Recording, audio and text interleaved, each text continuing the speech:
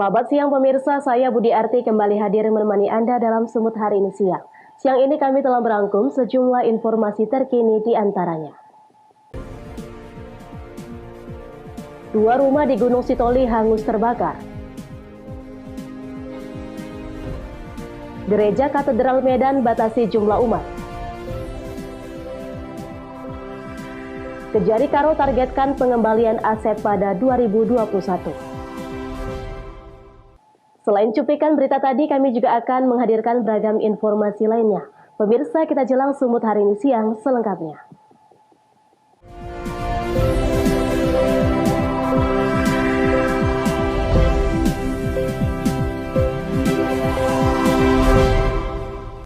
Kita ke informasi pertama pemirsa, 2 unit rumah warga di samping Rumah Sakit Umum Daerah Gunung Sitoli hangus terbakar di lahap api. Tidak ada korban jiwa namun kerugian ditaksir mencapai ratusan juta rupiah. Sementara asal api masih belum ada keterangan pasti. Kebakaran yang menghanguskan 2 unit rumah di kota Gunung Sitoli terjadi sekitar pukul 11 siang Kamis kemarin. Gumpalan asap tebal dan api yang semakin membesar dari lantai 3 rumah yang terbakar membuat warga sekitar panik. 2 unit mobil damkar dan 1 unit mobil tangki air telah digerakkan di lokasi kebakaran untuk memadamkan api. Warga bersama sejumlah personel TNI juga berusaha membantu memadamkan api dan mengevakuasi sejumlah barang-barang dari dalam kedua rumah. Api berhasil dijinakkan setelah petugas damkar berjibaku selama 2 jam. Dalam peristiwa kebakaran ini tidak ada korban jiwa, namun kerugian ditaksir ratusan juta rupiah. Hingga saat ini asal api yang menyebabkan kebakaran masih belum diketahui dan sedang dalam proses penyelidikan pihak kepolisian. Dari keterangan warga, Victor Gea mengatakan, salah satu rumah yang terbakar tersebut milik perwira TNI Seksi Personel Pasi Pers Kodim 0213 Nias. Pas depan rumahnya Splash. Nah, itu tadi mulai dari pas pertengahan antara rumah yang satu rumah Pak Ma Hiburan dengan rumah Pak Jebua kasih Kodim. Nah, jadi merembes ke rumah yang satunya lagi. Dan pada saat itu sebagai saya tetangga langsung saya telepon pemadam kebakaran dan pemakaran dengan maksimal telah mengupayakan untuk memadamkan kebakaran. Yang abang lihat ada berapa rumah yang terbakar? Ada 2 untuk sementara. Hogo Monozega melaporkan untuk Eva Rina TV. Pemirsa, libur hari Natal dan Tahun Baru, pemerintah Kabupaten Karo menggelar rapid test secara acak kepada pengendara yang akan memasuki Kabupaten Karo. Pengecekan ini dilakukan untuk mengantisipasi penyebaran COVID-19 di Kabupaten Karo. Libur hari Natal dan Tahun Baru, Forum Komunikasi Pimpinan Daerah Kabupaten Karo Sumatera Utara menggelar operasi protokol kesehatan di pintu masuk objek wisata Kota Brastagi, Kabupaten Karo.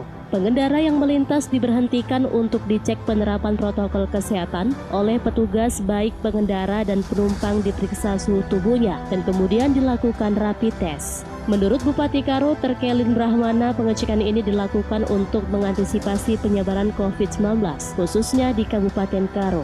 Dikarenakan Kota Brastagi merupakan objek wisata yang banyak dikunjungi oleh wisatawan menjelang libur akhir tahun. Bupati Karo mengimbau kepada masyarakat untuk mematuhi dan menerapkan protokol kesehatan yang diterapkan oleh pemerintah.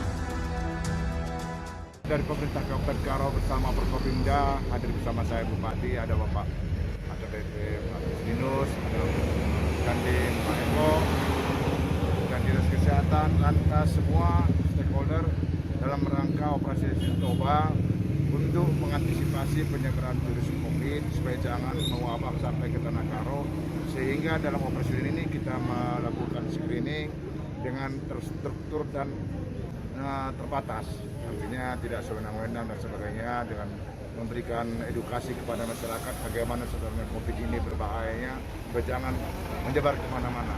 Oleh karena itu kita bersama menerapkan kepada masyarakat. Dalam pemeriksaan tersebut, jika nantinya terdapat pengendara dengan hasil pemeriksaan rapid test reaktif, maka akan dilakukan koordinasi dengan gugus tugas COVID-19 sesuai dengan alamat kartu identitas penduduk pengendara untuk segera dipulangkan dan menjalani pemeriksaan lanjutan. Chandra Bukit melaporkan untuk Eva Rina TV. Selain itu pemirsa, petugas Damkar Kabupaten Asahan memusnahkan sarang tawon di pohon kelapa yang kerap meresahkan warga. Meski sempat kesulitan dan memakan waktu berkisar 1 jam, namun petugas berhasil memusnahkan sarang tawon tersebut dengan cara dibakar. Keberadaan sarang tawon berukuran besar yang menempel di dahan pohon kelapa yang tumbuh di areal pemukiman penduduk kerap membuat warga Jalan Pergam Kisaran Kabupaten Asahan resah. Pasalnya sarang tawon tersebut menurut warga merupakan jenis tawon beracun. Mendapat laporan dari warga, petugas damkar pun datang untuk memusnahkan sarang tawon tersebut dengan cara dibakar dan spontan mengundang warga ingin menyaksikan proses pemusnahan sarang tawon tersebut. Menurut petugas damkar, Darwin kedatangan petugas berdasarkan laporan masyarakat yang resah dengan keberadaan sarang tawon berjenis tawon kepala yang diyakini memiliki racun yang sangat berbahaya bila terkena sengatannya. Kita lakukan pembakaran sarang tawon yang cukup besar. Itu pun atas laporan dari masyarakat Lestari, lingkungan 12 untuk meminta kami dari petugas damkar untuk membakar, karena kami sebagai petugas damkar nggak ada alatnya sebelum, jadi inilah yang bisa kami lakukan. Jenis tahunnya apa Pak? Jenis tahun kepala, namanya tahun kepala. Nah, berbahaya ini enggak Pak? Nah, cukup berbahaya. Ini 7 ekor aja kalau untuk anak-anak ya bisa mematikan tahun ini. Berbahaya sekali ini. Meski sempat kesulitan dalam pemusnahan sarang tawon tersebut, namun petugas akhirnya berhasil memusnahkannya setelah memakan waktu 1 jam kemudian. Taufik melaporkan untuk Evarina TV. Gereja Katedral Medan batasi jumlah umat. Beritanya akan hadir sesaat lagi.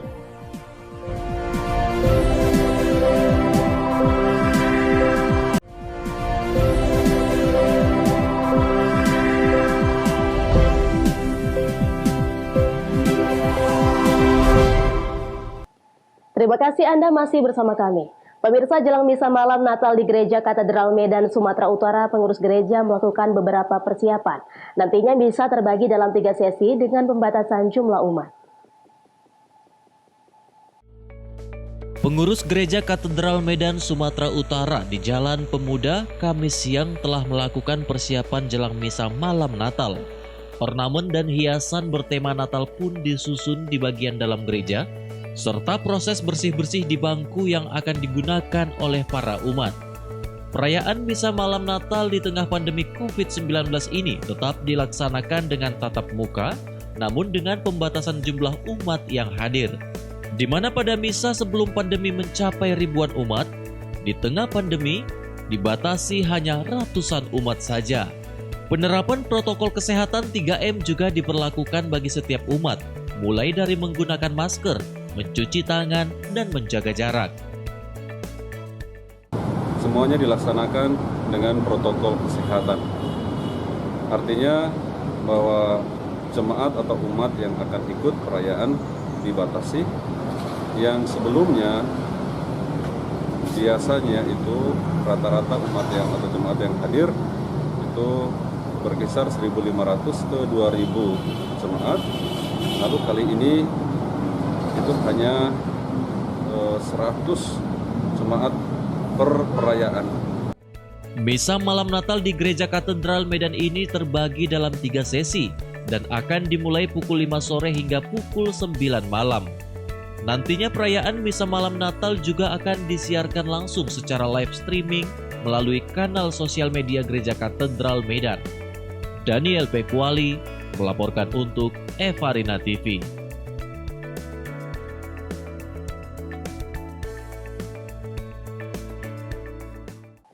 Sementara itu pemirsa, ibadah misa Natal 2020 di gereja-gereja yang ada di Tanjung Balai, Sumatera Utara mendapat pengawalan pemuda dari umat lintas agama. Dengan sukarela, masyarakat yang beragama Islam, Buddha, dan Hindu secara bersama berjaga di pintu masuk gereja pada Kamis malam. Hal ini sebagai bentuk solidaritas dan toleransi kerukunan antar umat beragama. Ibadah misa Natal di Tanjung Balai berjalan aman dan lancar. Hal ini tidak terlepas dari pengamanan yang dilakukan oleh TNI, Polri, dan dibantu oleh para pemuda dari lintas agama. Para pemuda ini berjaga di pintu masuk gereja sejak sore hari. mereka dengan sukacita ikut membantu pihak berkuasa menjaga keamanan dan ketertiban agar pelaksanaan ibadah Natal berjalan dengan khusyuk tanpa gangguan. Sikap yang ditunjukkan oleh pemuda lintas agama ini mendapat apresiasi dari pemerintah kota saat wali kota bersama Kapolres, Dandim, serta Danlanal melakukan pengecekan keamanan saat umat Kristiani melaksanakan ibadah Misa Natal. Ibadah Misa Natal ini dibagi dalam 2 sesi, yaitu sesi sore dan malam, dengan mengikuti protokol kesehatan.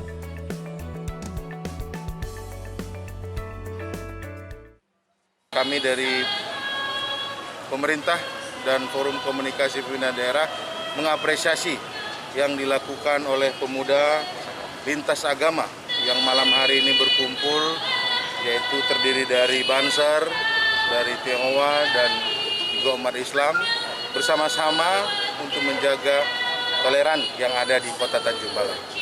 Intinya hal ini menindakkan intoleransi yang seperti yang dikatakan orang luar itu, Pak, ya? Ya, betul.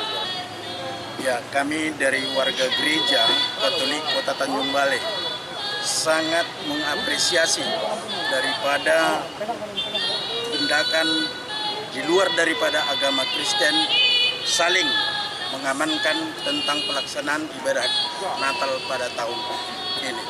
Kiranya hal ini akan semakin kita tingkatkan pada masa-masa yang akan datang. Sehingga kita diantara umat beragama tidak ada saling perbedaan dan bermusuhan. Pengurus gereja sangat bersyukur dan berterima kasih atas partisipasi yang ditunjukkan oleh pemuda lintas agama ini. Hal ini membuktikan bahwa kerukunan antar umat beragama tetap terjalin dan meniadakan anggapan yang mengatakan bahwa Kota Tanjung Balai adalah kota intoleran. Wanda Pratama melaporkan untuk Evarina TV.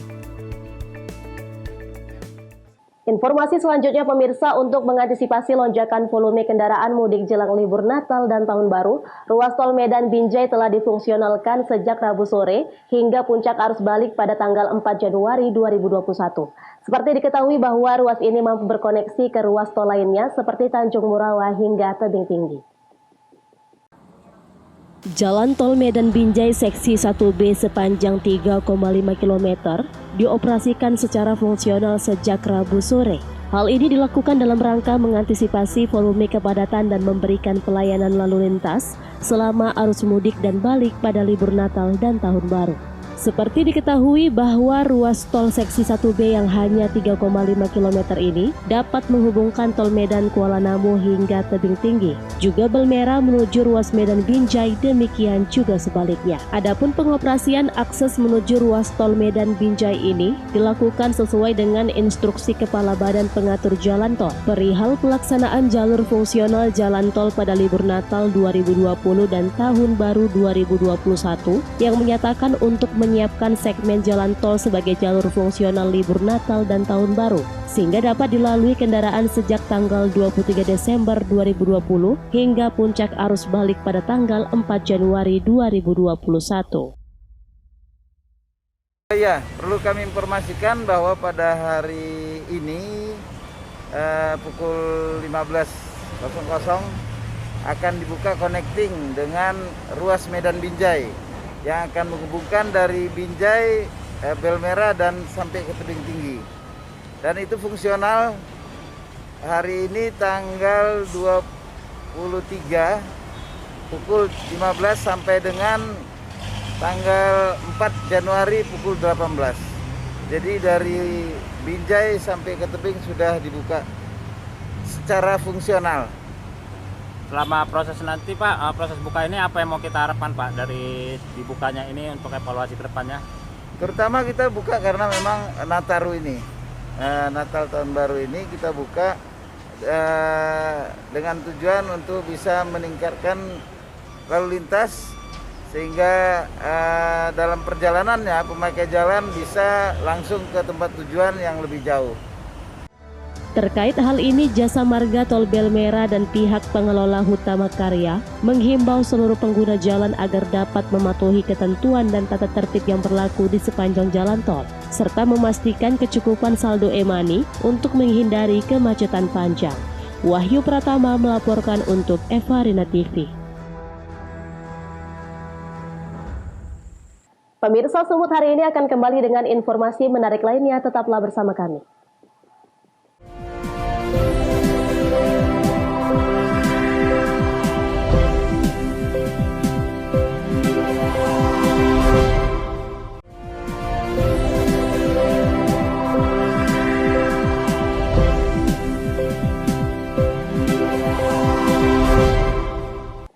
Terima kasih Anda masih bersama kami.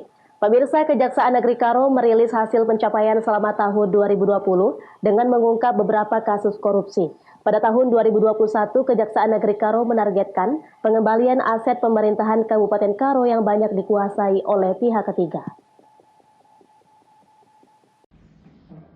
Kejaksaan Negeri Karo menggelar press release hasil pencapaian selama tahun 2020. Dalam capaian tersebut, Kejaksaan Negeri Karo telah menyelesaikan kasus tindak pidana umum yang telah diproses peradilan. Selain itu, Kejaksaan Negeri Karo juga telah mengungkap beberapa kasus korupsi, seperti kasus korupsi pengadaan lahan tempat pembuangan akhir sampah yang berada di Desa Dokan, Kecamatan Merek. Menurut Kepala Kejaksaan Negeri Karo, pencapaian ini juga diikuti dengan kerjasama dengan pemerintahan Kabupaten Karo terkait pengamanan aset. Lanjutnya, untuk pengamanan aset ini dilakukan karena banyaknya aset milik pemerintah Kabupaten Karo yang dimiliki dan dikuasai pihak ketiga. Alhamdulillah pada tahun 2020 kami telah melakukan pendampingan hukum dengan pemerintah daerah. Terus yang selanjutnya kami juga telah mengungkap adanya kasus dugaan korupsi yang teman-teman sudah tahu, sudah terbukti juga untuk 2 orang dan 1 orang lagi masih dalam tahap persidangan. Fungsikan peran Datun di mana kita mendampingi pemerintah daerah untuk penyeluruhan aset-aset milik pemerintah daerah. Berarti target kita di 2021 sendiri penyelamatan aset? Iya, penyelamatan aset pemerintah daerah. Dari Mas, kalau aset-aset yang ke depan yang mau kita selamatkan apa yang kira-kira Mas? Ada nggak poin-poin penting yang ya? Kebanyakan kalau di sini berupa aset tanah. Ya, di situ nanti tanah kita bantu pemerintah daerah untuk menginventarisir, termasuk juga menguasai tanah-tanah yang saat ini telah dikuasai oleh pihak ketiga.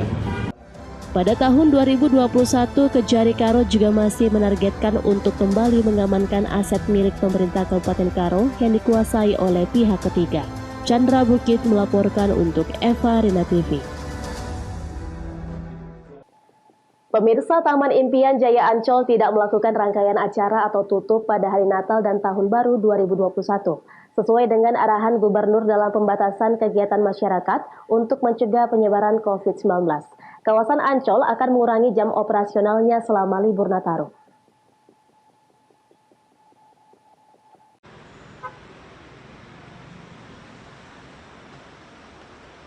Taman Impian Jaya Ancol tidak melakukan rangkaian acara apapun atau tutup pada hari Natal dan Tahun Baru 2020.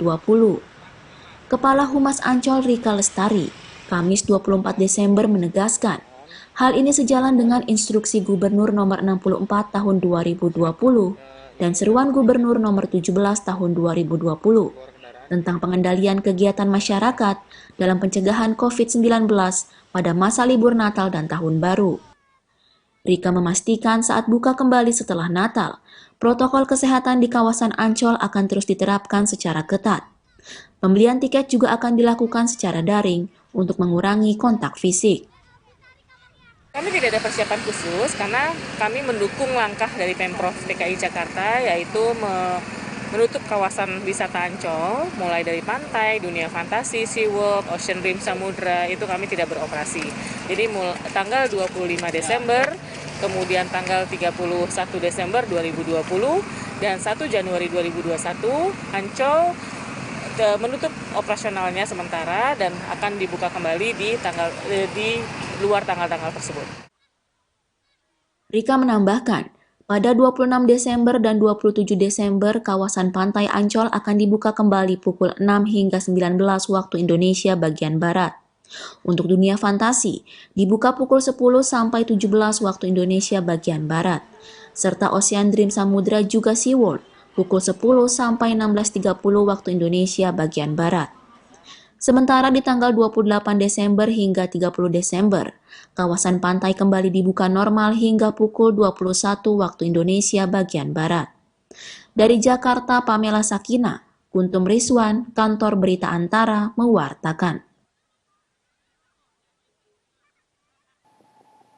Pemirsa, informasi tadi sekaligus mengakhiri pertemuan kita dalam Sumut hari ini siang.